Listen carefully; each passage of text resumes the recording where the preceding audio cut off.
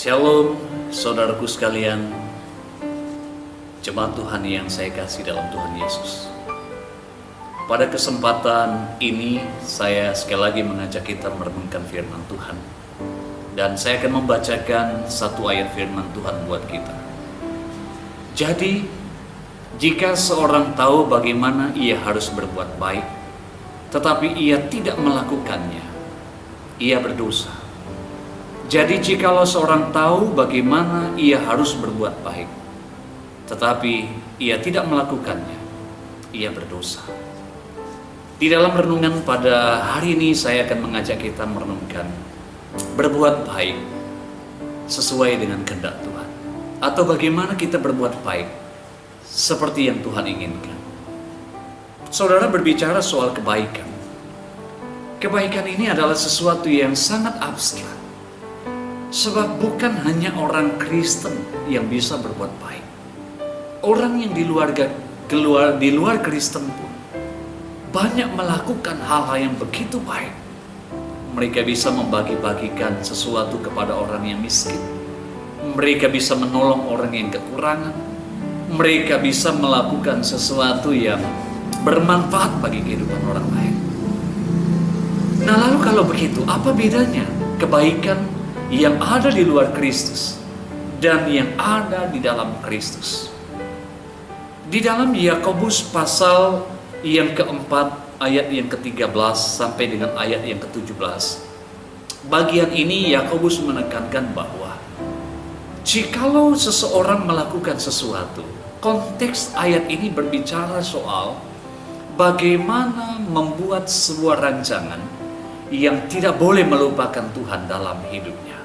Tetapi kalau orang itu sengaja dan tidak melibatkan Tuhan dalam rancangannya, maka ia melakukan sesuatu yang salah. Itu sebabnya di dalam ayat 17 berkata, jikalau seseorang itu tahu bagaimana ia harus berbuat baik, artinya bagaimana ia melibatkan Tuhan untuk rancangannya, dan bagaimana ia tidak melupakan Tuhan dalam rancangannya. Tapi kalau ia tidak melakukannya, ia akan berdosa. Sebab kalau ia tidak melakukannya, ia berdosa. Nah, oleh karena itu pada kesempatan saat ini, saya mengajak saudara sekalian merenungkan bagian firman Tuhan ini, supaya setiap perbuatan kita, kebaikan yang kita taburkan, adalah benar-benar sesuatu kebaikan yang sifatnya sesuai dengan kehendak Tuhan. Bagaimana kebaikan yang sesuai dengan keinginan Tuhan? Kebaikan yang dilakukan secara benar.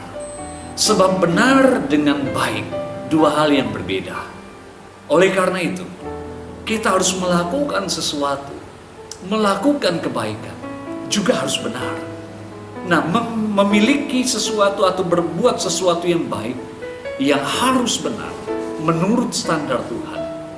Ada dua hal yang harus kita perhatikan. Berbuat baik adalah suatu action yang kita lakukan, harus memiliki tujuan yang benar. Nah, tujuan ini berbicara soal motivasi hati. Motivasi hati ini tidak ada seorang pun yang tahu, kecuali saudara dengan Tuhan. Kalau kita ingin melakukan suatu kebaikan, uji dulu hatimu. Untuk apa aku melakukan kebaikan itu? Dan mengapa aku melakukannya? Mengapa saudara ingin melakukan satu kebaikan? Mungkin di dalamnya engkau ingin melakukan untuk suatu nama, pujian, ingin melakukan sesuatu supaya dikenal, supaya dibilang orang baik, atau ingin melakukan sesuatu kepada orang lain.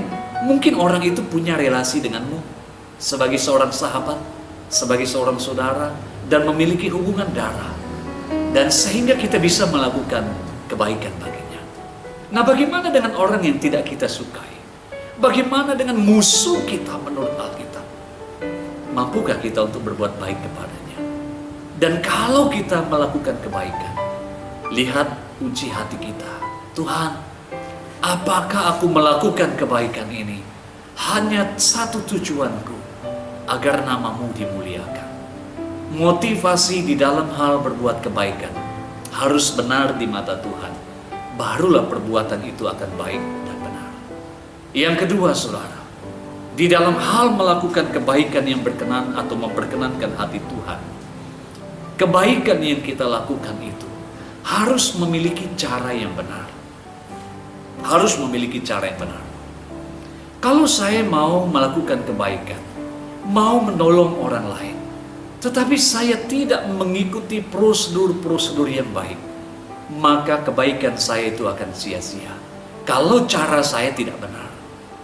Cara melakukan kebajikan harus mengikuti norma-norma etika dan standar-standar kekristenan.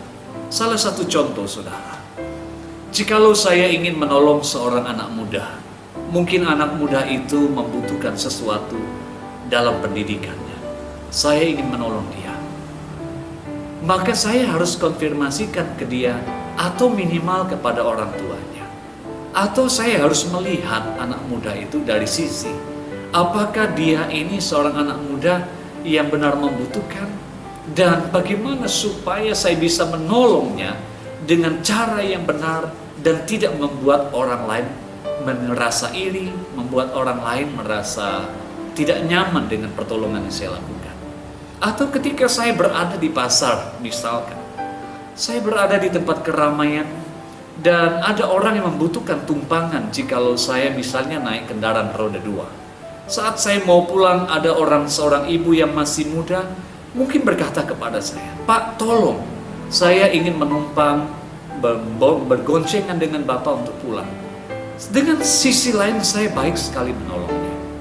Tapi kalau saya menolong dia, membawa dia dengan mengikuti kendaraan saya sampai ke tujuannya, apalagi dia seorang ibu yang masih muda, kebaikan saya bisa sia-sia. Bisa jadi orang akan berkata, "Mengapa Bapak pendeta itu membawa seorang ibu naik kendaraan berdua?" Nah, saudara, ada banyak lagi contoh-contoh di dalam kehidupan real kita. Berbuat baik itu sangat baik di mata Tuhan. Tapi jangan lupa, cara kita berbuat baik itu harus normanya, harus kita ikuti cara yang terbaik. Ada prosedur di dalam hal kita berorganisasi sekalipun, baik organisasi sekuler, ada semua pengaturannya, dan juga berorganisasi secara spiritual di gereja, maka ada banyak prosedur yang harus kita lakukan. Nah, saudaraku sekalian, ketika kita melakukan kebaikan, antara motivasi dengan cara, dua hal ini tidak bisa dipisahkan. Kalau kita mengorbankan salah satu, cara kita baik, motivasi kita tidak baik, kita bersalah di hadapan Tuhan, kita berdosa di hadapan Tuhan.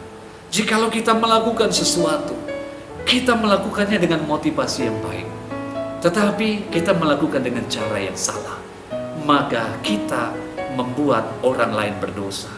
Dan kita pun akan berdosa, sebab kita mengorbankan saudara kita. Nah, bagaimana supaya kebaikan kita adalah kebaikan yang menurut standar Tuhan, menurut yang memperkenankan hati Tuhan?